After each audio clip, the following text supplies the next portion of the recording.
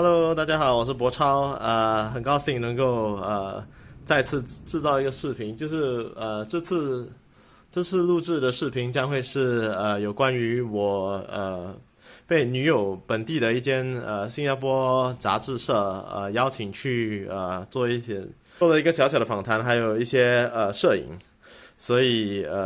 感觉就是很荣幸，就刚好碰到音乐女友杂志其实这一期2022年11月的刊登的那个主题竟然是black and white，也是黑与白，所以比较特别的就是刚好他们想要有一些有关于黑白的那个主题的一些故事，然后我觉得过程其实还挺特别的，就是刚好就是去了报社，然后就是被邀请去报社去那个 studio 去拍照，然后他们也帮我配了一件很鲜艳的一个衣服，然后下面也为大家大概播放一些比较幕后的一些照片，比较有趣。其实我是就是上半天我是做工，然后穿着西装就下去做一些拍摄跟访谈，然后刚好他们也为我配了一件比较颜色比较鲜艳的一个衣服，然后就觉得挺有趣，因为一般上黑白棋下棋的时候都是比较认真所以这次穿搭了一个颜色很鲜艳五颜六色的一个比较看起来比较轻松的一件衣服来穿着，就是觉得挺有趣，就是有点不一样的感觉。所以幕后其实还挺有趣的，就有一个化妆师就在为我化妆的时候那个旁边就有一个专访正在进行，然后就呃这位就是杂志社的记者小姐就在那边在旁边问问题，然后同时整理就是化妆，然后化妆以后就是做头发，然后做完头发就进去那个 studio 就开始拍摄了，然后还觉得压力还挺大的，就还有一个艺术总监，还有一个摄影师，然后还有两位小妹妹就帮忙整理衣服来拍照这些，就觉得还挺有趣的，但是也希望我自己也本身在拍摄的过程也希望不要浪费大家的时间，所以就尽量配合。然后这个女友杂志就大概翻一翻，就让大家看一下那个故事就好，就大概跟大家分享一下。所以这个毕竟是时尚杂志，然后也看了目录篇 contents， 然后也看了Alex Cole， 然后就这边有写黑白棋世界选手曾在2016年的世界赛中获得团体赛第3名，然后就这边写了本地跟泰国还有香港公开赛冠军，其实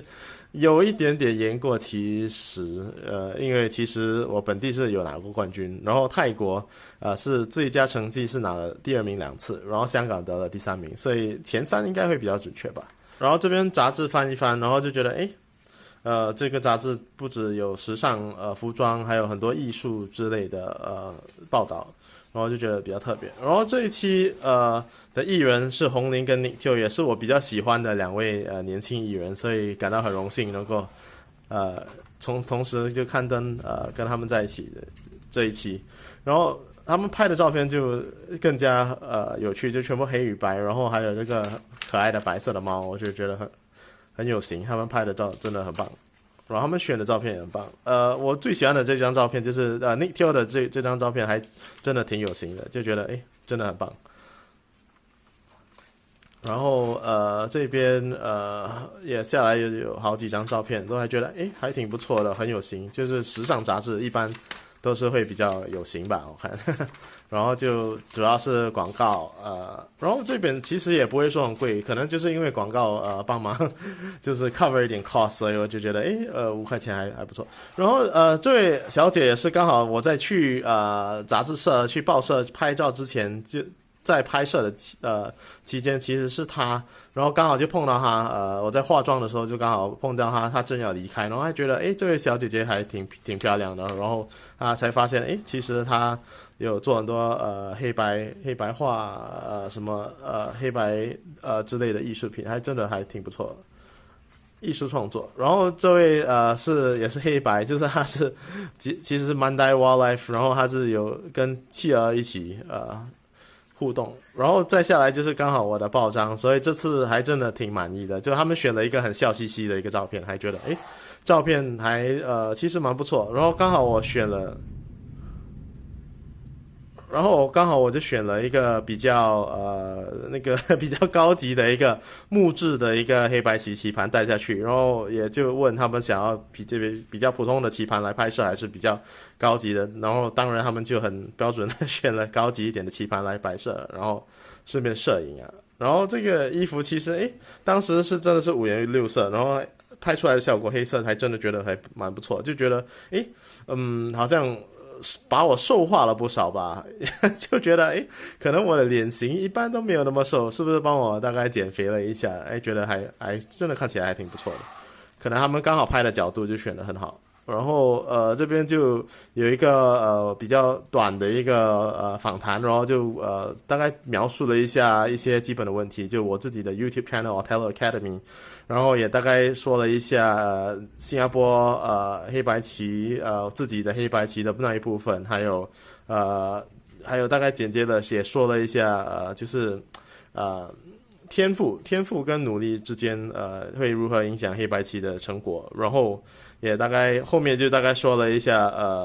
就是黑白棋取胜的一些小技巧之类的，然后就觉得这个还真的挺不错，就觉得这次的访谈还真的做得蛮成功的。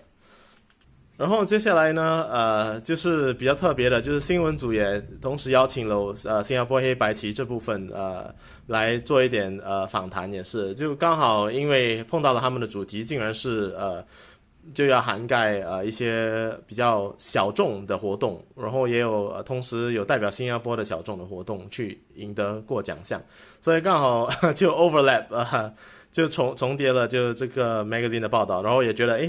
还挺兴奋的，然后就新闻组就带了一班人马下来，就大概拍了照片啊，拍成就什么，然后我和弟弟还有代表新加坡的其中一位小徒弟Kelvin， 也就是做了一些基本的访谈，然后到时候希望大家也会还就是蛮享受这个访谈，然后最后想要说的是，就是一直以来这2年半我一直在做一些比较用英文来讲解的黑白棋视频，然后基本上英文的那些黑白棋教学视频都录到大概告了一个段落，然后想要接下来想要大概做一些小小的努力，想要用中文来讲解一些基本的那些课程啊，基本的那些 season 的那个1到30的课，然后希望大家会继续关注，然后支持这个频道，谢谢你们。